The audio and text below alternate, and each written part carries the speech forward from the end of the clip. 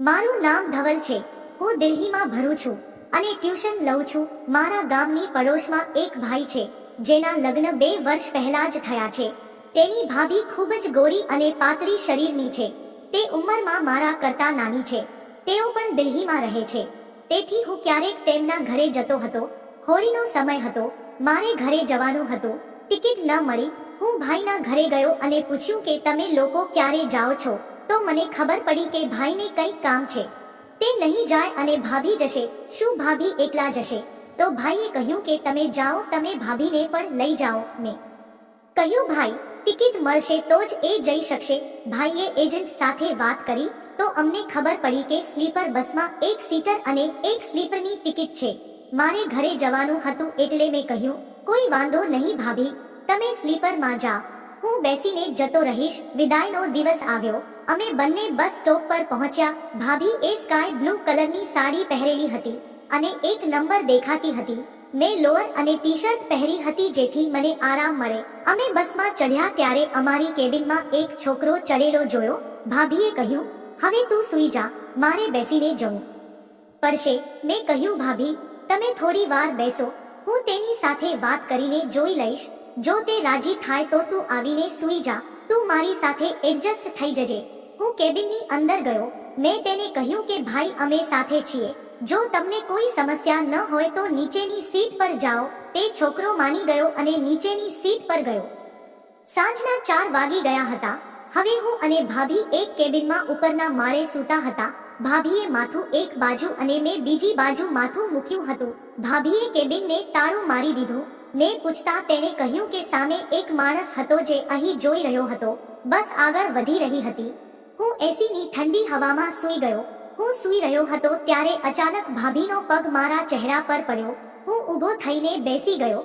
ભાભી પણ નીચે બેસી ગયા અને કહ્યું સોરી, હું સૂઈ ગયા, મારું ધ્યાન ન હતું. પછી અમે બંને સૂઈ ગયા. થોડી વાર પછી ભાભીએ કહ્યું બાબુ તમે અહીં મોઢું કરીને સૂઈ જાઓ, નહીંતર હું તને ફરીથી ઊંઘમાં જ મારીશ. મેં પણ વિચાર્યું કે હું તારા પર ભરોસો નથી કરી શકતો.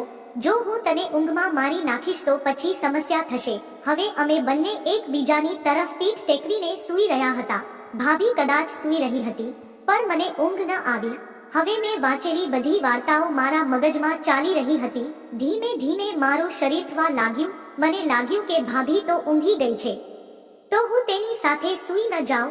કોને ખબર, તક મળે તો મોજ કરી લેશું, નહીંતર બસ ક્યાંક બસ સ્ટોપ પર ઊભી રહેશે. હું નીચે ઉતરીને તેની લારી કરી લઈશ. પણ મને ખબર નહોતી કે ભાભી પહેલેથી જ મારા તરફ વળ્યા હતા. જલ્દી મેં આસપાસ જોયું. અમારા ચહેરા એકદમ નજીક હતા, 1 ઇંચ નજીક, અને અમારા હોઠ એકબીજાના અડતા હતા. મારો શ્વાસ ભારે થઈ ગયો હતો. મેં ઝડપથી મારી આંખો બંધ કરી અને અન્ય વસ્તુઓ વિશે વિચારવાનું શરૂ કર્યું જેથી મારો શ્વાસ સામાન્ય થઈ જાય. તેનો કોઈ ફાયદો ન હતો. ભાભીના શરીરની સુગંધ મારા શ્વાસમાં પ્રવેશી રહી હતી અને મને નશો ચડી ગયો હતો. મારી આંખો બંધ હતી. ભાભીની આંખ ક્યારે ખુલી અને મને એમની આટલો નજીક જોઈને ખબર જ ના પડી. કદાચ ભાભીના શ્વાસ પણ વધી ગયા હતા. મને તેના શ્વાસનો અવાજ સંભળાવા લાગ્યો. મને લાગ્યું કે ભાભી જાગી ગઈ છે, પણ મેં ઊંઘી હોવાનો ડોળ કર્યો. હવે ન તો હું હલતો હતો કે ન તો તે હલતી હતી. અમે બંને એકબીજાની નજીક પડ્યા હતા. તેને મને તેમનાથી દૂર ધકેલી દીધો અને હું ભાનમાં આવી ગયો. હવે અમે બંને ઊભા થયા અને અમારા શ્વાસ ભારે થઈ ગયા. કેબિનમાં સંપૂર્ણ શાંતિ હતી. મારો ખભા ભાભીના ખભાને સ્પર્શી રહ્યો હતો. મને ખબર નથી કે મને શું થયું. મેં અચાનક મારો એક હાથ ભાભીના ખંભા પર મૂક્યો અને તેણે તેને પોતાની તરફ ખેંચી અને તેને પોતાના ખોળામાં બેસાડી. મેં વિચાર્યું કે આ હથોડીનો ઉપયોગ કરવાની તક છે. ગાડી નેશનલ હાઈવે ઉપર ફૂલ સ્પીડમાં જઈ રહી હતી. અમે પણ અમારી બ્રેક ઉપરનો કાબુ ખોઈ ચૂક્યા હતા. એક નવા વિડીયોમાં ત્યાં સુધી આવજો અને મિત્રો, આગળની વાર્તા સાંભળવા માટે ચેનલને સબસ્ક્રાઇબ અને વિડીયોને લાઈક જરૂર કરજો. ફરી મળીશું એક નવા વિડીયોમાં. ત્યાં સુધી આવજો.